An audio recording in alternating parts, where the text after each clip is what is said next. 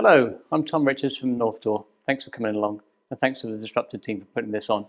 Today we're going to hopefully have an interesting look at what the background of cybercrime is and cyber resilience, and then we're also going to move on to something which I think we're seeing more customers being interested in resilient primary storage.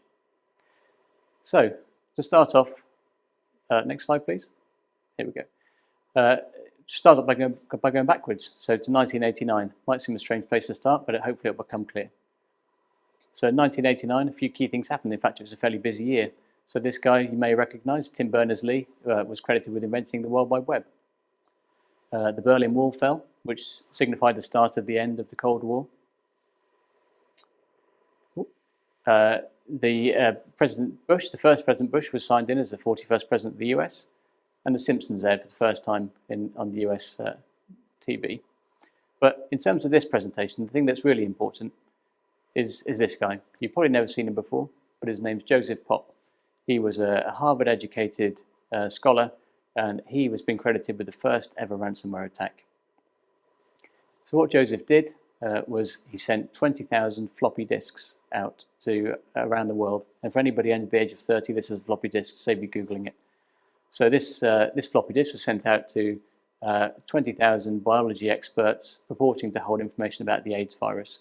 The disk did include a questionnaire around the virus, but actually what it was there for was to deliver some malicious code which would encrypt the contents of the user's workstation and then demand a ransom of about $200, which at the time seemed, there was a huge uproar, but when we compare it to today's kind of ransoms, was very low. So moving forward, we fast forward to today, and one of the questions that we get asked, or maybe that we're interested in, is how big is the problem? So if we start by looking at, these are the top 5 economies in the world, so you can see them listed here. If we were to look at ransomware and cybercrime as an economy, then it would feature as the 3rd largest economy in the world after the US and China. I think that's a fascinating statistic because it gives you a magnitude of how big and how much revenue this is producing, and it's brought things like cybercrime as a service, as with criminals being able to offer their skills and their programs to third parties. Is one of the large movements, and I think looking at some of the trends in this space, we've seen sort of Financial Times reported that the average fine in the US went up almost 800% from 2019 to 2020, so the average ransom. And also that this idea of what we normally see as ransomware, so this double extortion ransomware, where a user's files are encrypted and then they're charged a fee to have them released, increased 200% in that same year. So this is really something that organizations of all sides need to look at. So although the average size of a organization targeted last year was about $40 million, there were over 100 that have revenues over $1 billion. So it really is for all segments and all sizes to worry about. So what can you do? And for most people, the first step is to pick up some sort of a framework. So this is the NIST framework, the National Institute of Standards and Technology. This is a US group, but it's pretty widely seen as the gold standard in a cyber resilience plan. And the idea here, and the great thing about this, is it's all in easy to understand English. The issue that we see fairly regularly is that because the data resides on IT equipment, that it's an IT problem. But that's obviously not the case, because the data itself is owned by the application owner. Is maybe owned by a line of business. It just happens to sit on IT. So there can't be any jargon that only an IT individual would understand. So the idea being, if you understand and you can classify your current situation in cyber resilience, then you can make sure that you determine what your minimum business is. So that doesn't need to be the system that generates the most revenue. It might be the system that actually generates very little revenue, but it might be the one that gives your organization a presence from the outside world. And then understanding that minimum organization, how do you protect that? So that's kind of the crown jewels. And it also, by doing that, it allows your team to then focus on what's the most important thing to look at. So as opposed to throwing your efforts and your skills and expertise into something which actually you could live without. So with these 5 areas here that the NIST framework has, today we wanted to talk about resilient primary storage. But before we do, I think the important thing to see is that that cybersecurity is not a technology sale. It's not there's no widget or tool or piece of software that you can install and will protect you for good. We work with clients big and small, and the key is all about people and processes. So the people need to understand the data they're working with, they need to understand the way they need to treat it in order to be as safe as possible. Obviously, at some point, the tools come into it because you will need a mechanism of capturing data or protecting data, and then of measuring your success against that. But to begin with, it's all about processes.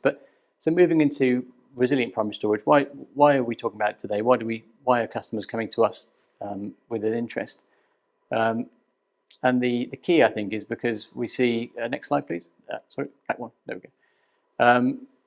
This actually ticks three of these 5 boxes, or ticks probably too strong a word, but it addresses 3 of these 5.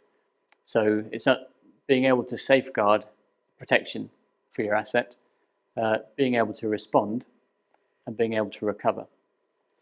So I think in the best scenario, you could have the most impenetrable shield around the organization from inside and outside. Nothing could get through. There would be no need to ever respond or recover. I think in the reality, that's never going to happen. Even with the largest IT budget to spend on, or the largest budget to spend on cyber resilience, there's always going to be the threat of intrusion. So the key thing is, how do you respond? How do you recover, and recover quickly? Next slide, please. Great. So back one, please. There we go. Yeah. So resilient primary storage. So the first question, I guess, is what is it? So it really consists of these 4 areas. So the first one we have is being able to distribute your data across multiple sites. So it could be 2 sites, could be 3 sites, it might be on site, it might be in the cloud, it could be anywhere. The second one is is achieving true RTO and RPO as close to 0 as possible.